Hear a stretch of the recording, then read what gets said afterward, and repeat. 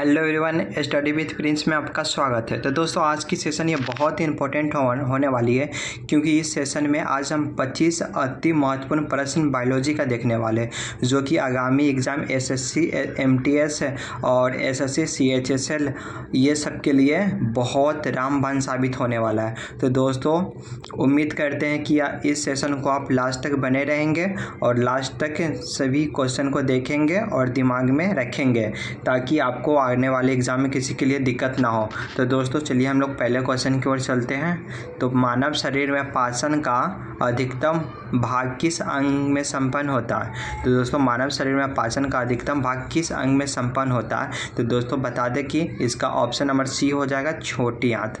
Option number C correct हो जाएगा दोस्तों, छोटी आंत। ध्यान में रखिएगा और ये सारे क्वेश्चन बहुत इंपॉर्टेंट है, तो प्लीज़ एक भी प्रश्न को मिस नहीं कीजिएगा और लास्ट तक बने रहिएगा। तो दोस्तों ये रहा हमारा अगला क्वेश्चन, लार में कौन सा एंजाइम पाया जाता है? तो दोस्तों लार में कौन सा एंजाइम पाया जाता है? तो दोस्तों ये क्वेश्चन मोस्ट इम्पोर्टेंट क्वेश्चन है, ताकि ये एग्जाम में बहुत बार पूछा जा चुका है, इसलिए इसका आंसर बी हो जाएगा, टाइलिन। तो दोस्तों ये क्वेश्चन को दिमाग में रखिएगा और प्लीज़ मिस मत कीजिएगा, ये क्वेश्चन बहुत इंपॉर्टेंट है, ध्यान में रखिएगा दोस्तों, टाइलिन। चलिए दोस्तों अगले प्रश्न ये रहा हमारा, टिबिया नामक हड्डी किसमें पाई जाती है? तो दोस्तों टिबिया नामक हड्डी किसमें पाई जाती है? तो टांग में। ध्यान में रखिएगा दोस्तों, ऑप्शन नंबर बी हो जाएगा, टांग में। टिबिया नामक हड्डी टांग, ध्यान में रखिएगा। ये रहा दोस्तों अगला क्वेश्चन, मानव शरीर की सबसे लंबी हड्डी है? तो दोस्तों मानव शरीर में सबसे लंबा जो हड्डी होता है कहाँ का होता है? तो जांघ का होता है। तो जांघ को हड्डी को कहते हैं फीमर, ध्यान में रखिएगा।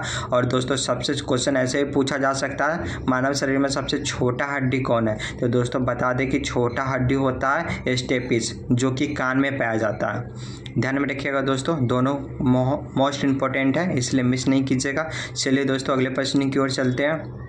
ये रहा हमारा अगला प्रश्न, मानव की पाचन नली लगभग कितने फीट लंबी होती है?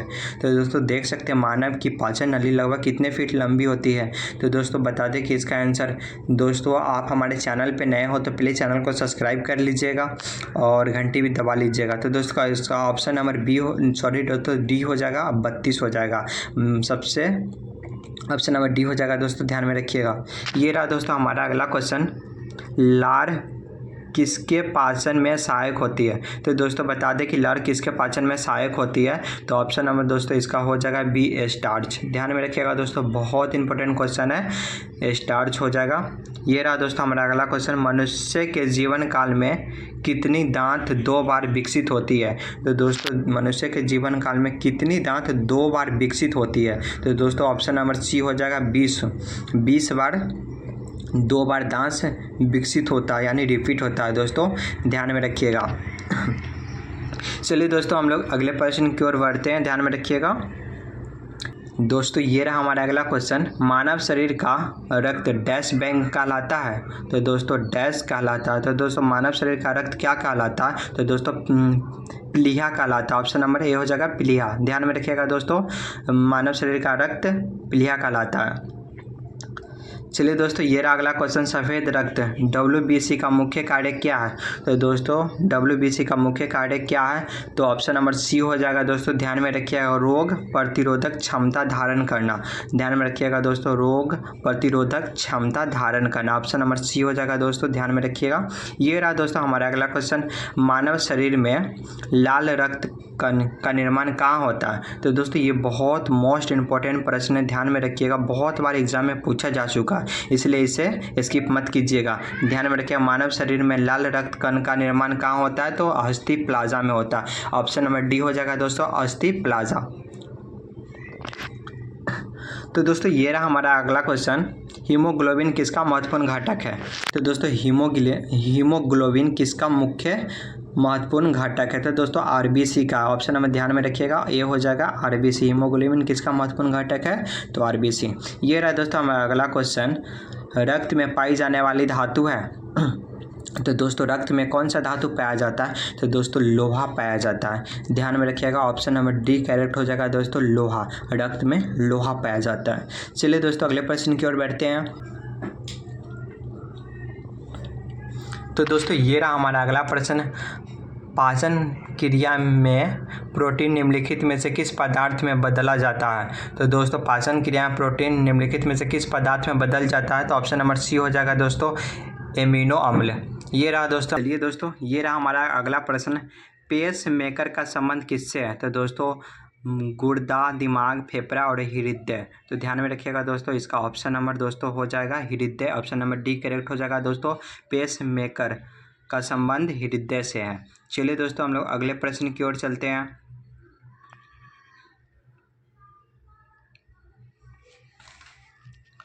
तो दोस्तों ये रहा हमारा अगला प्रश्न, सोते समय। तो ध्यान में रखिएगा दोस्तों, सोते समय रक्त दाब में क्या परिवर्तन होता है। तो दोस्तों बढ़ता है, घटता है, पहले घटता है फिर बढ़ता है, पहले जैसा रहता है। तो दोस्तों इसका ऑप्शन नंबर हो जाएगा दोस्तों बी हो जाएगा। ध्यान में रखिएगा, घटता है, सोते है। तो दोस्तों ये रहा हमारा अगला क्वेश्चन, मनुष्य के शरीर में हृदय को एक बार धड़कने के लिए कितना समय लगता है। तो दोस्तों मनुष्य के शरीर में हृदय को एक बार धड़कने के लिए कितना समय लगता है। तो दोस्तों एक क्वेश्चन ऐसे भी पूछा जाता है, 1 मिनट में कितना बार धड़कता है। तो 72 बार। ध्यान में रखिएगा दोस्तों, और ये क्वेश्चन ये कह रहा है एक बार में कितना बार धड़कता है। तो दोस्तों इसका हो जाएगा, जैसे कि देख लीजिए ना, 60/72। तो दोस्तों 60/72 कीजिएगा तो 0.1 सेकेंड आ जाएगा। देख सकते हैं 60 और 72 हो जाएगा ये, और इसको काट पीट कीजिएगा तो 0.8 सेकेंड आएगा।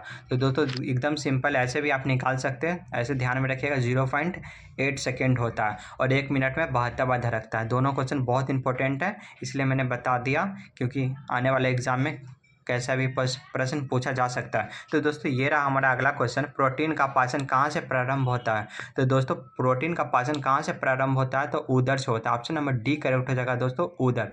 ध्यान में रखिएगा, मोस्ट इंपॉर्टेंट प्रश्न है दोस्तों ये सभी। ये रहा दोस्तों हमारा अगला प्रश्न, मानव मस्तिष्क में बुद्धि का केंद्र है। तो दोस्तों मानव शरीर में बुद्धि का केंद्र है। तो दोस्तों बुद्धि का केंद्र कहाँ होता है। तो ऑप्शन नंबर दोस्तों बी हो जाएगा, सेरेब्रम। ध्यान में रखिएगा दोस्तों, सेरेब्रम। मानव मस्तिष्क में बुद्धि का केंद्र सेरेब्रम होता है। ध्यान में रखिएगा, मोस्ट इंपॉर्टेंट है। ये रहा दोस्तों हमारा अगला क्वेश्चन, मूत्र का पीला रंग किसकी मौजूदगी के कारण होता है। तो दोस्तों मूत्र का पीला रंग किसकी मौजूदगी के कारण होता है। तो दोस्तों इसका ऑप्शन नंबर दोस्तों हो जाएगा, आप लोगों को पता हो तो कमेंट करके जरूर बताते चलिएगा। इसका ऑप्शन नंबर डी हो जाएगा, यूरोक्रोम। ध्यान में रखिएगा दोस्तों, यूरोक्रोम हो जाएगा। चलिए दोस्तों ये रहा हमारा अगला प्रश्न, मानव शरीर में सबसे छोटी अंतःस्रावी ग्रंथ कौन सी है। तो दोस्तों अंतःस्रावी ग्रंथि कौन सी है। तो दोस्तों ऑप्शन नंबर दोस्तों इसका सी हो जाएगा, पीयूष ग्रंथि। ध्यान में रखिएगा दोस्तों, पीयूष ग्रंथि। तो दोस्तों ये रहा हमारा अगला क्वेश्चन, देखिएगा पीनियल ग्रंथि कहाँ स्थित होती है। तो दोस्तों पीनियल ग्रंथि कहाँ स्थित होती है। तो मस्तिष्क में होती है। ऑप्शन नंबर बी करेक्ट हो जाएगा दोस्तों, मस्तिष्क। ध्यान में रखिएगा। ये रहा दोस्तों अगला प्रश्न, मानव शरीर की किस ग्रंथि को मास्टर ग्रंथि कहा जाता है। तो दोस्तों मानव शरीर की किस ग्रंथि को मास्टर ग्रंथि कहा जाता है। तो दोस्तों पीयूष ग्रंथि को कहा जाता है। ऑप्शन नंबर दोस्तों सी करेक्ट हो जाएगा दोस्तों। ध्यान में रखिएगा, मास्टर ग्रंथि पीयूष ग्रंथि को कहा जाता है, और ये सबसे पीयूष ग्रंथि सबसे छोटा ग्रंथि होता है। तो दोस्तों ये रहा हमारा अगला क्वेश्चन, बच्चों का लिंग निर्धारण किसके गुणसूत्र से होता है। तो दोस्तों देख सकते हैं बच्चों का लिंग निर्धारण किसके गुणसूत्र से होता है, माता पिता दोनों, किसी के द्वारा नहीं। तो दोस्तों इसका ऑप्शन नंबर ए हो जाएगा, पिता के द्वारा। बच्चों रखिएगा। ये रहा दोस्तों हमारा क्वेश्चन, प्यूटरी ग्रंथि कहाँ स्थित होती है। तो दोस्तों प्यूटरी ग्रंथि कहाँ स्थित होती है, देख सकते हैं दोस्तों मस्तिष्क है। ऑप्शन नंबर ए करेक्ट हो जाएगा दोस्तों, मस्तिष्क है। ऑप्शन नंबर ए करेक्ट हो जाएगा दोस्तों, मस्तिष्क। ध्यान में रखिएगा दोस्तों यहीं पे हमारा प्रश्न समाप्त होता है, और आप कमेंट करके ज़रूर बताइएगा आपका कितना सही हुआ और वीडियो कैसा लगा।